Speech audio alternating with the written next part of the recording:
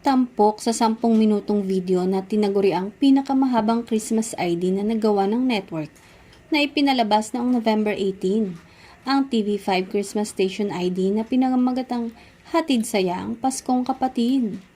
Kasama ang mga news, entertainment at sports personalities ng network, gayon din ang mga bituin ng ABS-CBN Studios na palabas sa TV5.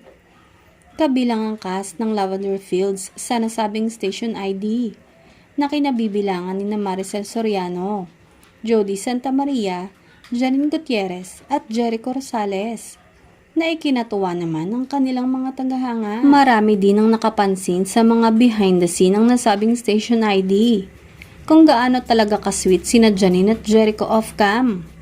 Hindi lang daw pang taping o pang serye ang makikitang closeness at lambingan nila, kundi talagang pang real life na.